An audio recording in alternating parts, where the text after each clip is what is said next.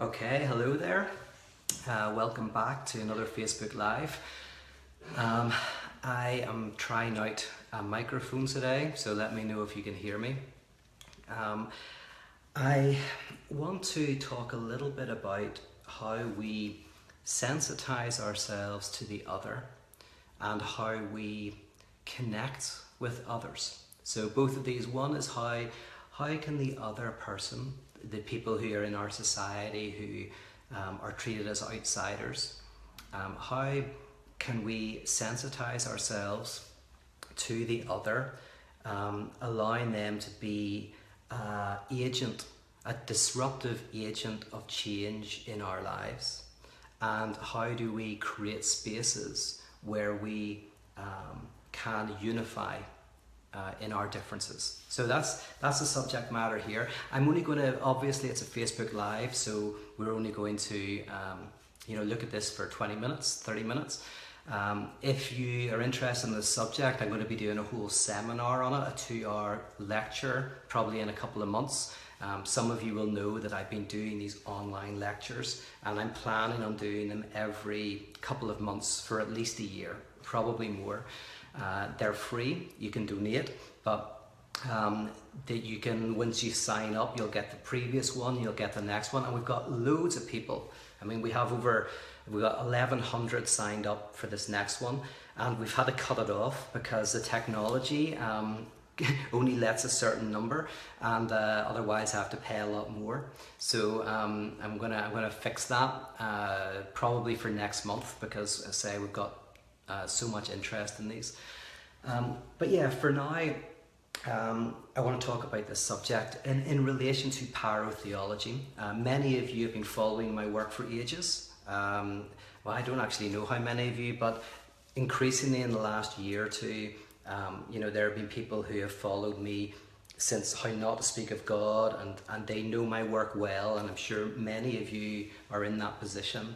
But of course, there are also more and more people who don't know the work. A lot of people who have connected to me perhaps through other podcasts, other writers. So this is a little bit of an introduction. But in parotheology, there is theory and there's technology. All disciplines kind of have their theory and their technology. The technology of biology could be seen as surgery. The technology of chemistry might be creating medicines and poisons. The technology of mathematics can be seen in the construction of buildings, the construction of bridges. The technology of psychoanalytic theory is, of course, the theatre of the clinic, the couch, transference, resistance, etc. And the technology of theology is liturgy. And I've done Facebook Lives about that in the past, so you can go back and look at those. So there is a technology to parotheology. There's the theory. Some of you will have listened to my seminars, will have read the books, but there's also a practice. And I use the term technology because philosophy used to be seen as a technology of the self. It was something that was designed to transform us, to change us. It was a set of rituals and practices that hopefully sensitized us to the other, helped us widen our perspectives, helped us take responsibility for our existence, to look at things that we'd rather turn away from, to confront the truth and to let the truth confront us. So in parotheology, the technology is split into two. There is what's called transformance art and decentering practices. I want to take these both very quickly. I'll do the first, which is decentering practices. Every spirituality, as I say, has technology. Whether it's yoga, whether it's meditation, whether it's prayer. These are different practices that come out of different spiritual, theological perspectives. And in parotheology, one of the things that's important about it is it's developed. So far, we've developed 4 technologies, 4 practices out of it. And I call these decentering in a playful way, but because we talk about centering practices. But interestingly, in our world, we often grow and stretch more when we're decentered rather than when we're centered. I mean, of course, there's the Copernicus. The Copernican revolution was a decentering revolution. This minority voice that said, we are not the center of the universe. We're not even the center of our own galaxy. But we revolve around the sun. That decentered us, kind of literally in the universe. Then there's Darwin. You know, Darwin's discovery was a decentering. We thought we were something special, the pinnacle of creation, fundamentally different from everything else around us. And then this insight like decentered us. We're an animal. Also, Freud. Before Freud, most people thought that the ego was the center of the self. The consciousness was in control, that we could think correctly, and if we had the right idea, we could give ourselves to that and act rationally, and we were rational animals. But of course, the Freudian insight, whether you go with other stuff that Freud said, the basic insight has permeated everything, and that is that the ego and consciousness is not the center, but actually there are unconscious forces at work that mean we act irrationally and in ways that we don't even understand. So each of these, even actually, I don't know much about exercise, but I've been told, might not be true, but that, when you exercise, it's actually breaking down your muscle, you're causing tears and, all of that, and that's how you grow. So in paratheology, decentering practices are a form of this. They're a form of throwing us off, always in relation to the other. Now, I'll just outline them very briefly. Most of you will know what these are. But there is the Last Supper, the Evangelism Project, Atheism for Lent, and the Omega Course. The Last Supper, very quickly, 12 people meet in an upper room. It doesn't have to be an upper room, and it can be 15 people, but you get what I'm saying. A few people gather around a table, and we invite someone who we likely disagree with. Somebody who maybe represents a minority in our community. It could be a sex worker, it could be somebody from the Islamic community, the Humanist Society, whatever. We invite them to come, we put them in the seat of Christ symbolically. We listen to what they have to say, we talk together over food and wine, and playfully it's called the Last Supper because if we don't like what they say, it's their Last Supper. Which again is a little play on the idea that you remember what we did with Christ, the bringer of truth, we killed him. Now the idea is you do one of those nights and it's just a fun evening, but if you do one of those nights every month for a year, you will be decentered. You will start to question your own views. You'll be thrown into sometimes turmoil because your whole way of constructing the world will be challenged. You see, there's basically 4 general ways that we encounter the other. The first, 4 different things that we try to do when we encounter the other. The first is consumption. We try to consume them. We want to make them part of our social body. Think of a child that picks up something foreign, something on the ground, puts it in her mouth. If it tastes okay, she'll swallow it, and that becomes part of her body. So when we meet someone who has got strange practices and weird beliefs that we disagree with, we try to, in a sense, bring them into our social body, like the Borg in Star Trek or whatever. Now, if that doesn't work, we do what the child does, is she'll spit the foreign object out of her mouth. If we cannot take the other and make them into a clone of ourselves, we'll often try to get rid of them, put them out behind a wall, put them somewhere else, get rid of them, get them out of society. The third is toleration, where we often deal with the other's otherness by saying, well, listen, let's just not talk about it. You keep your weirdness to yourself, I'll keep my views to myself, and we'll get along. And then fourthly, there is this idea of, beneath all our differences, there is an ocean that we all draw from. Sure, we all have different streams, but those streams come from the same source. So in a way, we're all right. We're all going the right direction. We're all worshipping the same thing. Right? Now, I don't like any of those. Because in all of them, I'm right. In the first three, I'm right and you're wrong. In the fourth, hey, we're both right, everything's wonderful, right? All four of them take away the truly devastating element of the other. And that is not that they are other to us, but that they can expose our otherness to ourselves.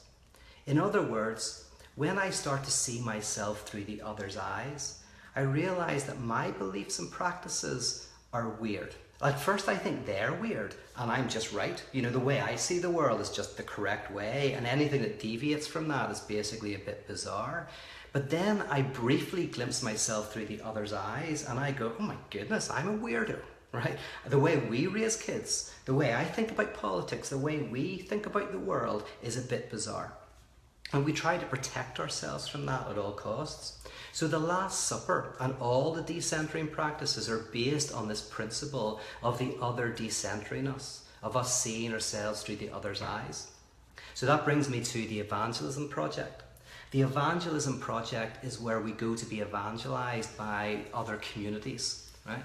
Now again, we're going to people who might be considered outsiders to us, whoever us is, whoever we are. But the evangelism doesn't happen when you say go to the Humanist Society or the Islamic community and say, you know, what do you believe? You know, you might be evangelized by that. But the evangelism project is about saying that the second part of the night is when we ask, what do we look like to you? You know, let me see myself through your eyes. What's it like encountering, say, the Christian community, if it's a Christian community? What's it like encountering the Christian community here in America, here in Los Angeles? You know what? And then you see yourself through the other's eyes and you're decentered. And hopefully you're challenged to be evangelized, to become a better person, to become more human, to fight for justice, to fight for the good, and to see how you or I are implicated in things that we didn't know we were implicated in. Because that's the problem. The problem is we all create pollutions, just like a factory making products. The factory doesn't necessarily mean to make some pollution, but this pollution comes out, it rains down somewhere else. When that community makes that pollution manifest, it brings it up to the surface and says to the factory owners, your product is creating a poison.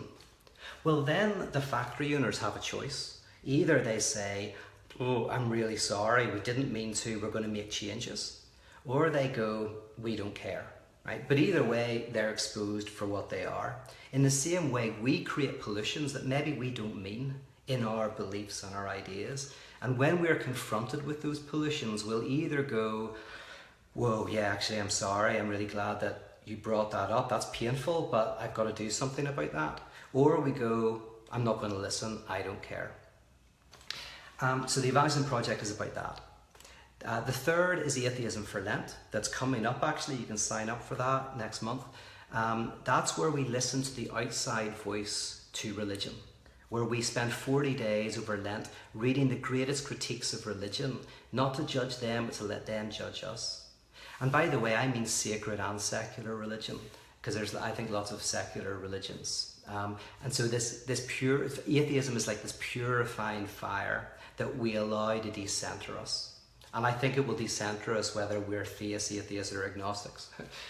And then there is, oh, and if you want to know more about that, look up my lecture, When Atheism Isn't Atheist Enough.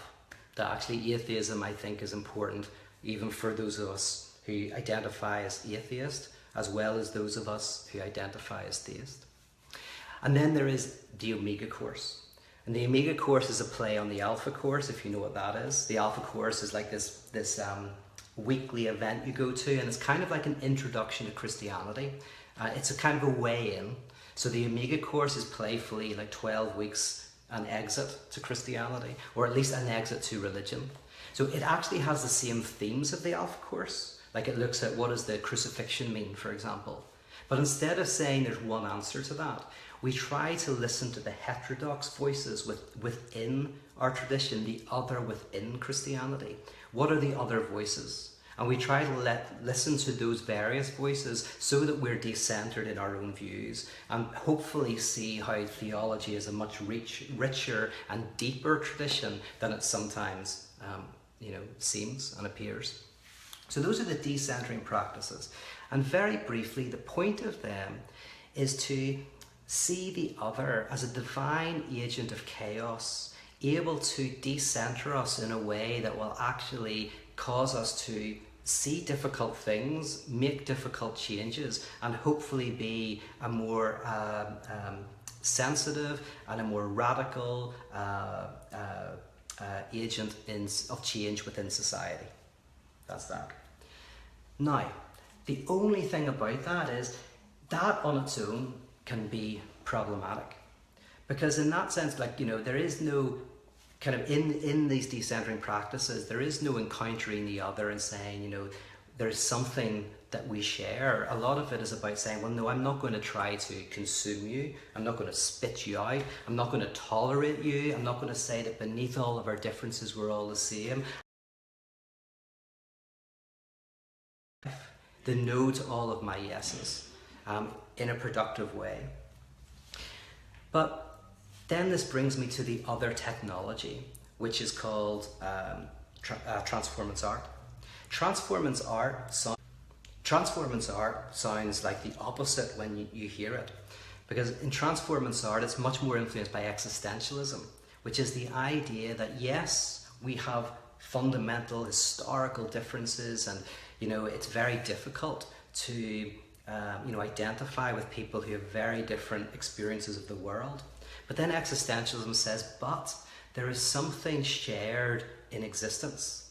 And Jean-Paul Sartre famously used the example of a waiter in Paris, this Parisian waiter, who so thinks that he's a waiter. Like, he literally thinks he's a waiter. He's doing everything so beautifully, so precisely. He's acting exactly like an actor acting a waiter would be. It's like when you go to Brooklyn and everybody is so hipster. It's like you're in a movie set, right? They're not just hipsters. It's like they're more hipster than you could. This is the last time I was in Brooklyn anyway. It just felt like, oh my goodness, I'm on a movie set. People are acting hipsters, right? Because if you think you're a hipster, you are, in Sartre's words, acting in bad faith. Because as a human being, you can never be reduced to some objective identity, right? You're always what's existing, which means standing out. You're condemned to freedom, Sartre says. There is something about existence that means that although we have identities, we're never reducible to them. We're able to reimagine ourselves, change, etc., etc. And that we often try to flee from this. And, Sartre calls this bad faith. So this other dimension brings me to this idea in Transformance art of suspended space, where we performatively enact the eschaton, which means we pretend for an hour in the week. We go to this space and pretend that there is no Jew or Gentile, slave nor free, male nor female. We somehow allow those identities to they're still there, but we allow them to be seen in some sort of contingent way. We encounter the other. Now, I don't think that this has nothing to do with saying that we're all the same and all of that, but it's simply saying things like, to be human is to experience trauma. Trauma is part of human, to experience lack, to experience doubt, to experience, in the existential words, to experience yourself as transcending yourself. Which brings me to this comic book, because I think this is a great example of what I'm talking about.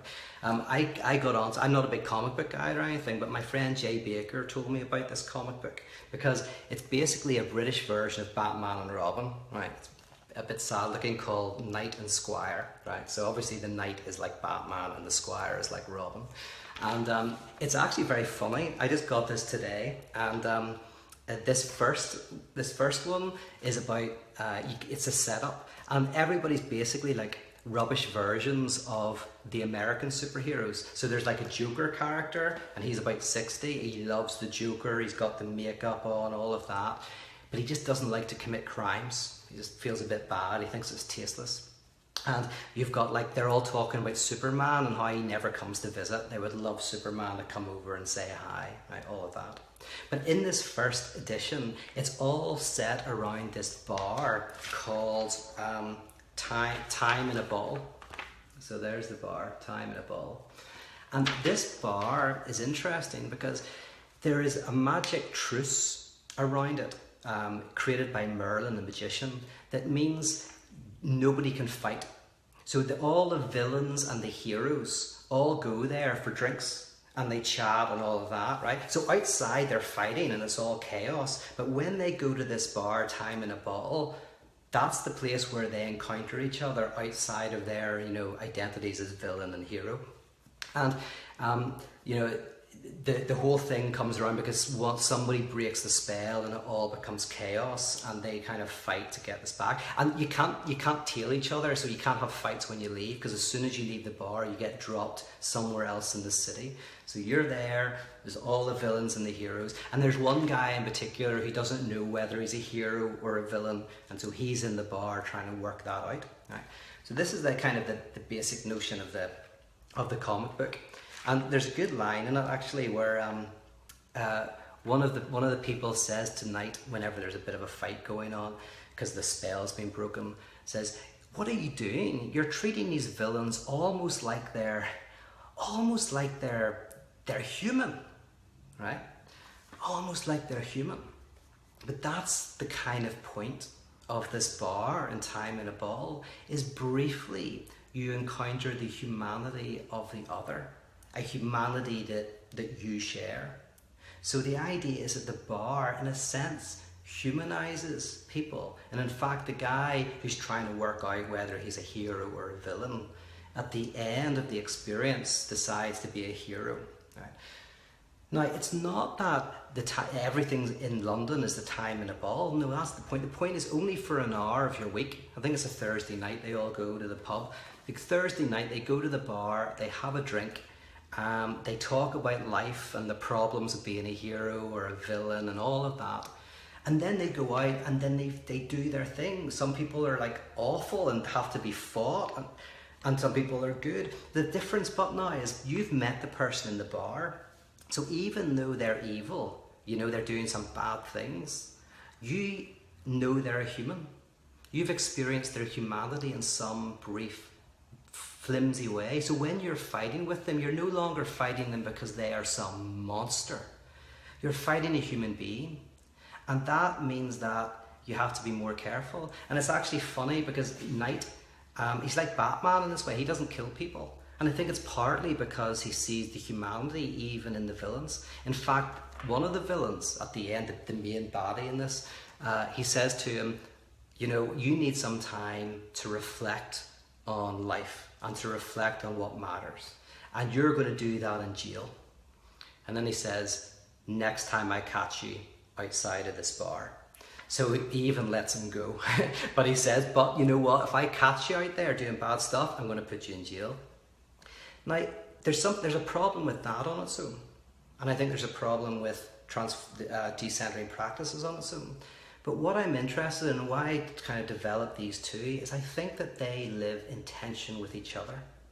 That we experience the other, we allow the other to decenter us, to challenge us, to be the instrument of transformation in our lives, the agent of change in our lives. The agent who brings us to conversion in our lives and challenges us to fight for justice in the world. But then there are these spaces where we encounter each other and we see the humanity of everybody, just briefly, just in these performative moments, these suspended spaces, so that when we go out to really fight for justice and to fight for the poor, the oppressed, to give a voice to the voiceless, to lend, to try to help lift up those who have been bowed down, or to see how we've been implicit in silencing others, all of that stuff. In doing that, we also have a space where we encounter the other. And that's what I think, at its best, a liturgical space can do, can bring Republicans and Democrats, say, together. And for 1 hour you sit together, you sensitize each other to the face of the other, Manuel Levinas says the face of the other says, do not murder me. So you look at the face of the other and it screams out, do not murder me, do not kill me, do not use me and abuse me and leave me by the side of the road. You experience the humanity of the other. And then when you leave, yes, we fight. Yes, we fight hard for what we believe is good and just and true. And we do what we need to do. But there's something about the humanity of the other we fight with that remains with us because of the suspended space that we can never quite do away with. We hear the cry of the other as we enter into a conflictual relation with the other. Okay, so there's just a few thoughts I wanted to do on the technology of paratheology, and I say the decentering practices and transformance art. Let's see if you've got any questions, and then I'll let you go. Let's see.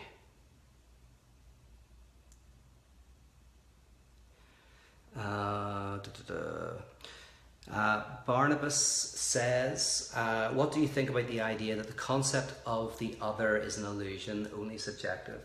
I mean, there's two extremes, and nobody really fits on either of these extremes in terms of first-rate thinkers, right? But one extreme is like the other, exists and the other is other, and we can never know the experience of the other. We can never, walk in the shoes of another.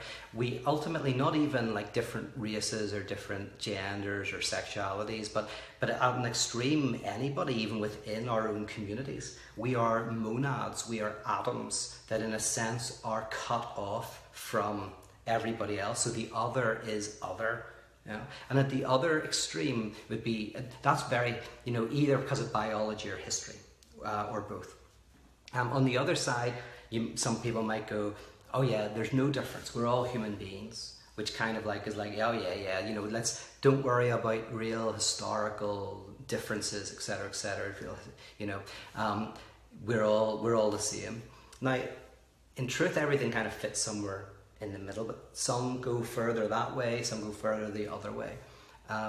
I'm very drawn to the existential approach, which is to take seriously the other and difference, but also to say that there is something about existence, human existence, where there is a shared trauma and shared, and by trauma I mean lack, the shared lack of being human that comes up in terms of doubts and unknowing. Now, it always looks different in terms of different communities and different histories, but there's something about being a creature of language that means that we have to wrestle with anxiety, basically. And so in that sense, there is something shared. So that's my attempt to have my cake and eat it. Let's see.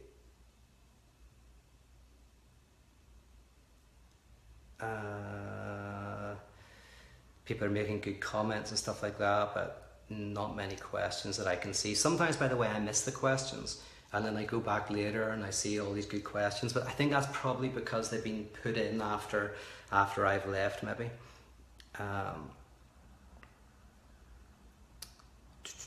Okay. James says, thanks Peter, I liked your squirrel story you told last summer in Westwood. But I couldn't even, I forgot all about that story. Is that the one, it's an old one, where Sunday school teacher says, what eats nuts, climbs trees and has brown fur?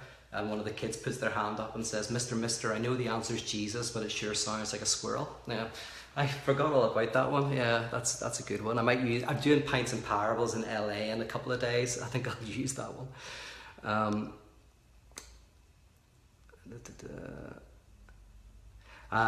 Biz Richardson says, have you ever had a Last Supper with kids or youth present?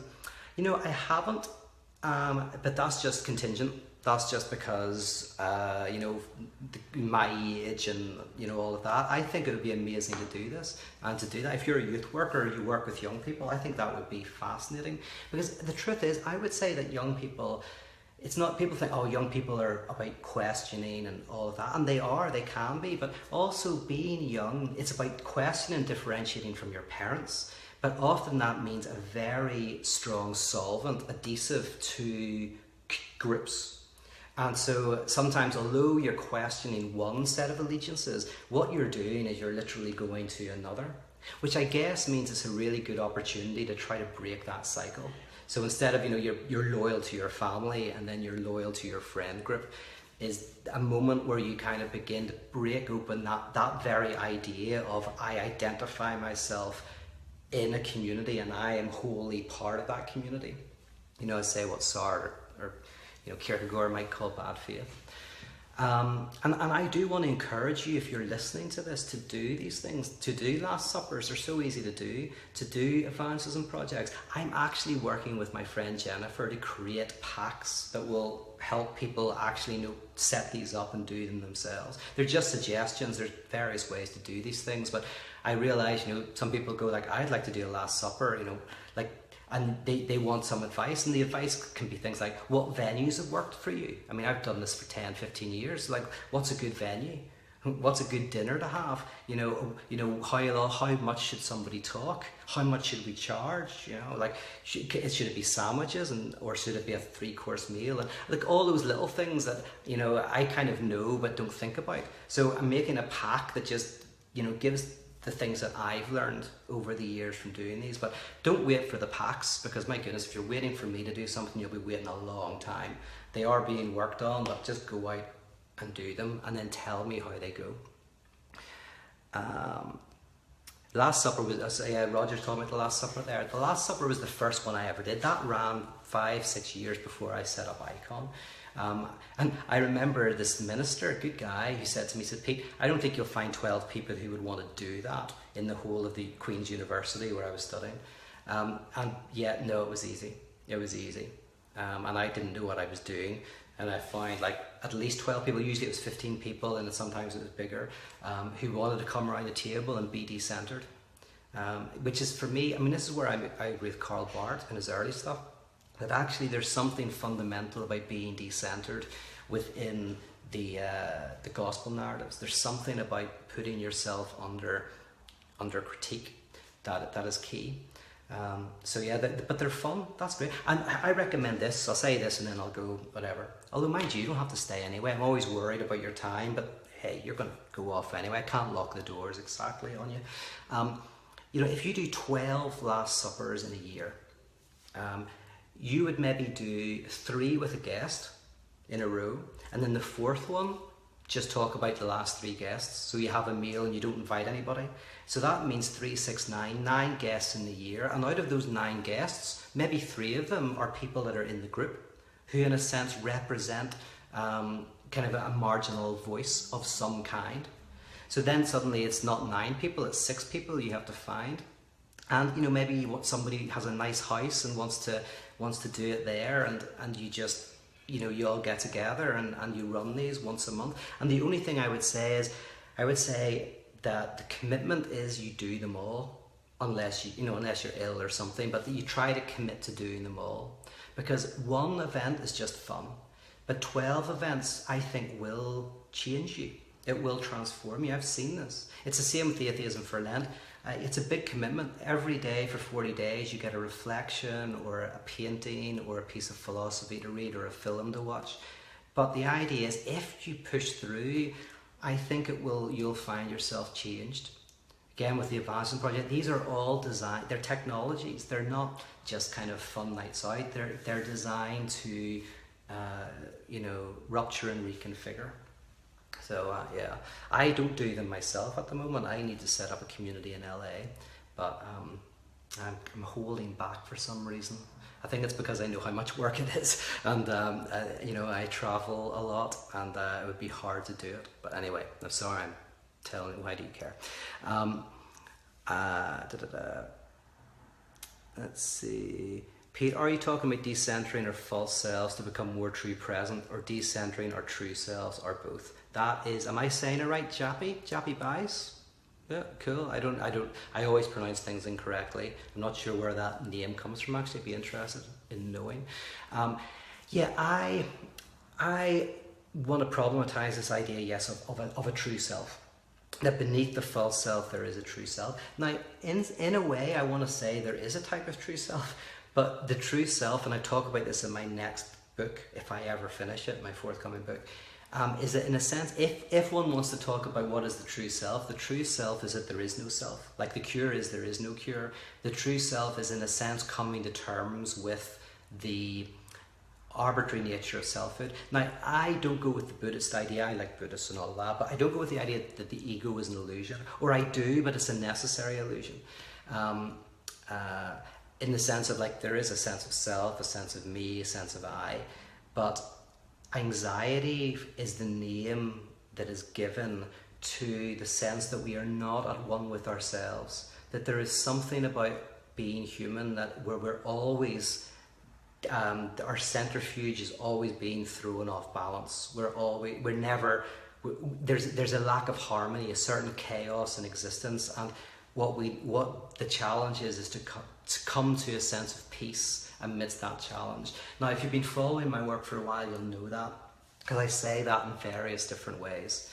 That in a sense, I talked about the rebel in the last Facebook Live who is satisfied in their dissatisfaction. There's something about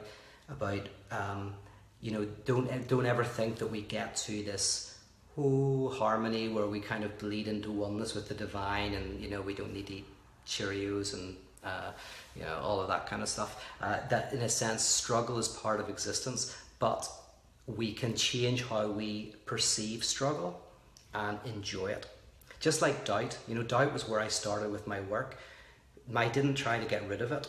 I didn't try to say it's a necessary evil or something. I just said, what if doubt is not negative? Because we often experience it as negative. What if it's positive? What if it's wonderful and beautiful? So, all we did and all I tried to do is change how we perceived the doubt that already exists within us. So we change our stance towards it. So anyway, I don't know if that makes sense. Oh yeah, Jappy is from South Africa. Very cool. My friend Phil Harrison wrote a movie. There's half in South Africa, half in Belfast, because he spent a lot of his life in South Africa. It's called The Good Man. It's very good if you can watch it. I enjoyed it. He's written his first book of fiction. Got a big deal for it, and I'll tell you more about that when it comes out. Yes, Mary says she loves the chair. It's not my chair, sadly, it's my friend's chair, but it's an amazing chair. It's very comfortable, very nice. All right, guys, thank you so much for tuning in. As I say, if you want to pick this up on eBay or something, Knight and Squire, it's quite funny, and I think captures the idea of suspended space in a quite a powerful way. In fact, I might even include it in my Atheism for Lent. One of the days might be just reading this comic book. All right, take care of yourselves, and I'll check in with you again soon. Bye-bye.